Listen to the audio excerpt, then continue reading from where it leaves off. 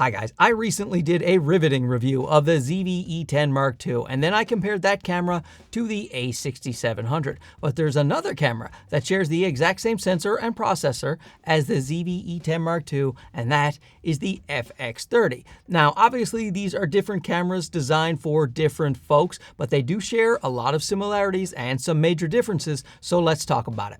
So first, let's talk about what these two cameras have in common. And of course, as I mentioned, they have the same sensor and the same processor. So a 26 megapixel sensor, you will get the exact same image quality out of the FX30 and the little ZV-E10 Mark II, which I think is a great thing for the ZV-E10 Mark II because I love the image coming out of the FX30. If you look at the images side by side, they both look very, very similar. They both do 10-bit 422, have 14 plus stops of dynamic range, and have a very sharp image in 4K because it is downsampled from 5.6K in all modes. They both have all-eye codecs and they have amazing autofocus. Very reliable autofocus that you could use in a professional circumstance, absolutely. Eye detect autofocus, they have human, animal, and bird in the FX30 and the ZV-E10 Mark II. There is no AI chip in either of these two cameras. No fancy things like auto-framing or having specific targets like trains,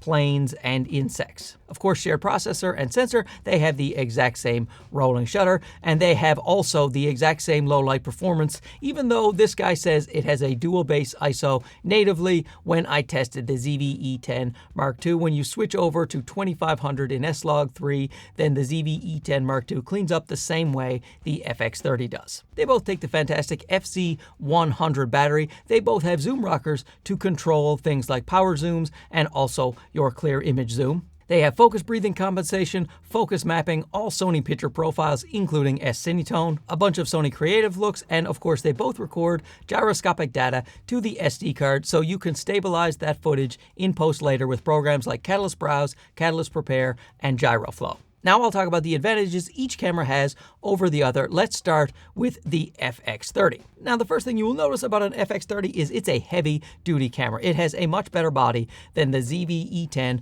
Mark II. It is rugged, it is solid, it has a metal chassis. It is just going to take a big bang if you are to, don't do that, but if you did do it by accident, let's say, this camera can certainly take it. Its grip is huge. It is just the most comfortable grip in the Sony system, in my opinion. Now, the ZV-E10 Mark II has a pretty comfortable grip for a ZV camera, but it's nothing compared to this FX30. This is the same body you will find on the FX3, which we all know is the best of the best. And it is weather sealed, whereas they are not mentioning any weather sealing whatsoever for the ZV-E10 Mark II. It has all of these quarter 20 mounting points all over the body, which makes rigging it out an absolute breeze. You don't even need a cage for this thing. Of course, you can get a cage for this thing, but you don't need one with all of these mounting points. There is an optional XLR handle that I did get with my FX30. It bolts right into the camera, right into the hot shoe. And then this could be your whole rig right here. Put a shotgun mic here if you want, and it has two XLR ports, but you can also use the 3.5mm jack as well and get 4-channel audio, 4 independent tracks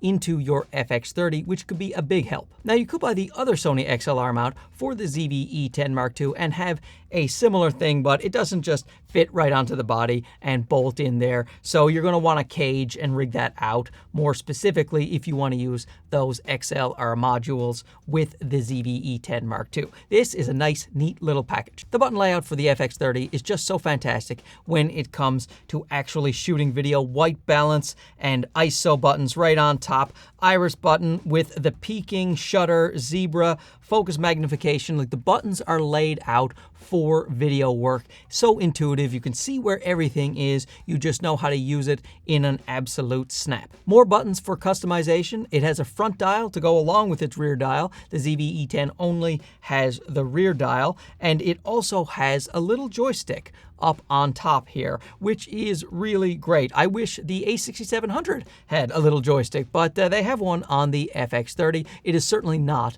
on the ZV-E10 Mark II. When it comes to the ports, most of them are the same on the two cameras. However, the HDMI port is a full-size HDMI for the FX30, and that is really, really great. When you're connecting external monitors, it's so much nicer to be able to use the more rugged, the more solid, more reliable HDMI that is the full size. A major difference, in my opinion, is the fact that the FX30 has 2 card slots. So that is great for professionals. Redundant recording when you can't lose your footage. You're taping somebody's wedding, you're taping somebody's birth, maybe someone's giving birth at a wedding. You definitely want to have that backed up to the other SD card. And those 2 card slots can actually take CF Express A cards, so blazing fast CF Express A cards or SD cards. That's a cool little thing by Sony. The slot will take either of those 2 cards. Of course, the ZV-E10 Mark II only has the 1 card slot that takes SD cards. Another big factor for reliability is the built-in internal fan in the rugged body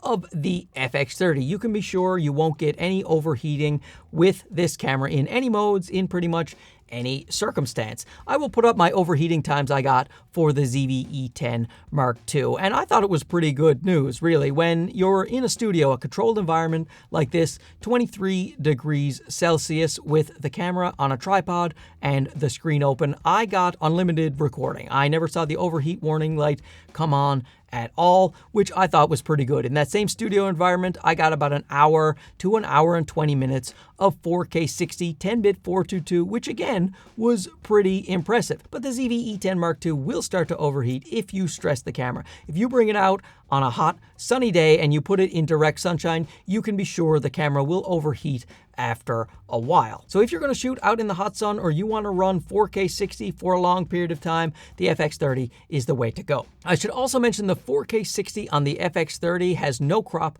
whatsoever. So when you go from 4K 24 or 4K 30 to 4K 60, you will not see any change. The ZV-E10 Mark II, you will see a tiny crop. It's not even a 1.1 times crop, it's a 1.06 times crop, but it is there. And to me, that is a clue as to why they didn't include the 4K 120 on the ZV-E10 Mark II. This camera, the FX30, has 4K 120 at a 1.5 times crop, and my guess is from that 4K 60 issue that it's just not doable on the ZV-E10 Mark II. Now, hopefully, they'll find a way to do it, and we'll get that in an update, but I'm not holding my breath. But right now, 4K 120 on the FX30. The FX30 has a better LCD screen, 2.36 million dots versus the 1.04 million dots of the ZV-E10 Mark II. Now, in real life, when you're looking at the 2 screens side by side, you don't see that dramatic of a difference where it looks like more than twice as good,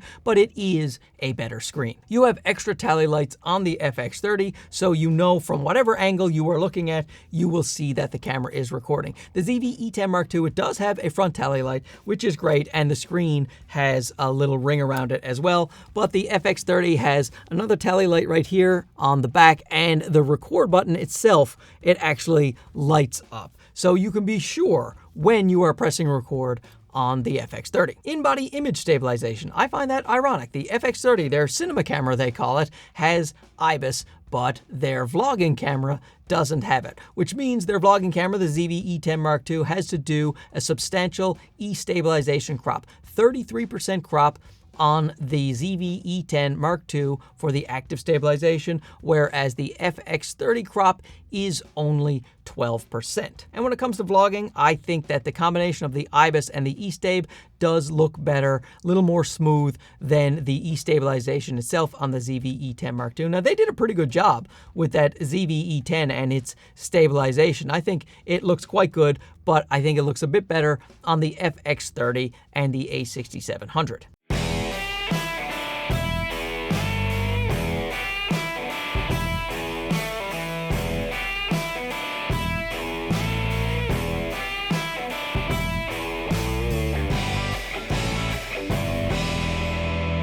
Now, I should mention there are some people who don't want IBIS at all in a camera. Let's say a drone operator wanted to mount a ZV-E10 Mark II to a drone. They would probably prefer it not to have IBIS. They want the sensor to be absolutely locked so that it won't jiggle around, because even if you turn off the IBIS in a camera, you can still jiggle the sensor around a little bit. So a lot of cinematographers actually with cinema cameras want a locked off sensor so that they can control the stabilization with whatever rig they are using. Now, me personally, I will take the IBIS all day long. Now, of course, you can just use the gyro data that is recorded in both cameras and smooth it out in post to your liking. The FX30 has an entire menu system the ZV-E10 Mark II does not have, the Cine EI menu system, and people who shoot with professional Sony video cameras will definitely prefer having that Cine EI menu. It will have the dual base ISOs in there that you can switch between. It is just much more intuitive for these cinematographers that have been using this type of menu system, and something that a lot of people do prefer once they start using.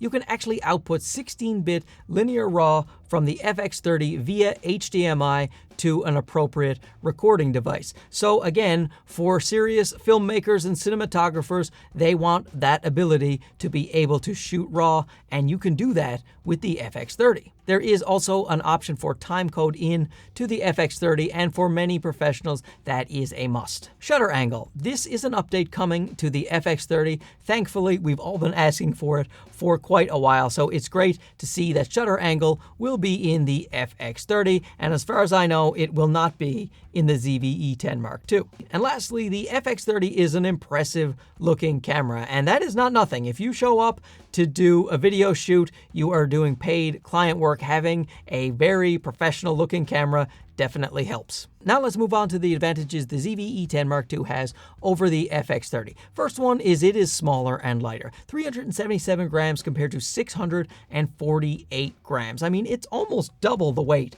the FX30 compared to the ZV-E10 Mark II. That is such a small, lightweight camera, so easy to bring around, so fun to take with you. You're not casually taking out the FX30, at least I'm not. You get 4K 30 USB-C streaming on the ZV-E10 Mark II, and you do not get that on the FX30. So you can only do 4K 15 frames per second, so you would never use that. So really, if you're streaming from this guy, you're gonna be streaming in 1080. So if you wanna stream 4K 30, you have to go with the ZV-E10 Mark II or the A6700. Now, even though I got unlimited recording time during my 4K 30 stream tests for the ZV-E10 Mark II, I'm still going to attach a little Ulanzi cooling fan just in case the room starts to get a little bit warm. I don't want to lose the stream halfway through, so I will always have this as a failsafe. I do wish the FX30 had 4K 30 streaming, because with that fan, it would be perfect. The ZV-E10 Mark II is a much better photo camera than the FX30. The FX30 can only take 1 frame per second, whereas the ZV-E10 Mark II can take 11 frames per second. They both use electronic shutter only, but the ZV-E10 Mark II, many more frames per second. The ZV-E10 Mark II can also have flash sync capabilities. You won't have any flash sync capability at all on the FX30, but you can get a max flash sync speed of 1/30 with the ZV-E10 Mark II. Not that impressive, but at least it's there. You have the new swipe menus as well on the ZV-E10 Mark II, which I think are nice and handy. Clear image zoom is much more useful on the ZV-E10 Mark II. As soon as you start to zoom in with the FX30, you lose your face and eye auto detect. It switches to a center-based autofocus, whereas the ZV-E10 Mark II, you still keep that eye autofocus, making that far, far more useful in my opinion. You have a much better internal mic. Not that you should be using the camera's internal mic, but let's say you're out there vlogging, then you could use the ZV-E10 Mark II, especially because it comes with that little furry wind muff that sits up on top there that will cut down the wind noise, and it has a much better microphone itself. It's a 3-capsule microphone. You can pick up from the front or behind, auto selection, whatever you want to do, and the mic sounds quite good, especially compared to the FX30. The ZV-E10 II has that new Sony time-lapse mode where you can actually record the time-lapse and it will be made for you in camera. On the FX30, you can still do a time-lapse the traditional way or use the S&Q, but there's an extra mode that is time-lapse specific for the ZV-E10 Mark II. You have product showcase mode on the ZV-E10 Mark II. Now you can set up a similar thing on the FX30, but you're gonna have to dig into the menus and do a nice few button presses. You have a new thing that I do hope comes to all of the other Sony cameras, and that is vertical icons. So when you turn the camera vertically, not only will you get vertical video, but the icons themselves will go vertical so you could still read them. That was a long time coming. You can take JPEGs while you shoot video with the ZV-E10 Mark II. So with with chapter markers, you can design it so that every time you press the shutter button or the back of the screen for a chapter marker, it can also spit out a JPEG when you're done. I think that's pretty cool. You have some beginner-friendly modes on the ZV-E10 Mark II, like the background defocus button that can make the background clear or out of focus at the touch of a button. You also have that cool Cine Vlog thing where you can just press the Cine Vlog and it will do the settings for you, put you in S-Cine tone or some other auto modes, 24 frames per second, and give you those fake little black bars up top and on the bottom to make the thing look a little more cinematic. And of course, can't forget about the price. The ZV-E10 Mark II, $998. The FX30 is $1,798, full retail price, body alone. So for me, the FX30 has been such a reliable workhorse. I've been able to take it out in any condition and it just works. It's got the fan there. It's got the 2 card slots for redundant recording,